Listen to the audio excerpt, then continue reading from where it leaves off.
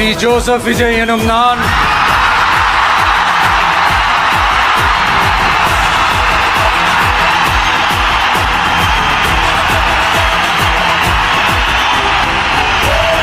சட்டப்படி அமைக்கப்பெற்ற இந்திய அரசியல் அமைப்பின்பால்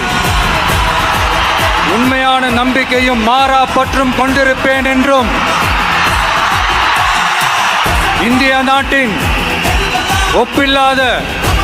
முழு முதல் ஆட்சியையும் ஒருமையையும் நிலை நிறுத்துவேன் என்றும் தமிழ்நாட்டு அரசின் முதலமைச்சராக உண்மையாகவும் உளச்சான்றின்படியும் என் கடமைகளை நிறைவேற்றுவேன் என்றும் அரசியல் அமைப்பிற்கும் சட்டத்திற்கும் இணங்க அச்சமும் ஒருதலை சார்பும் இன்றி விருப்பு வெறுப்பை விலக்கி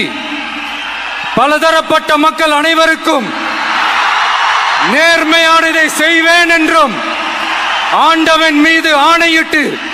உறுதிமொழிகிறேன்.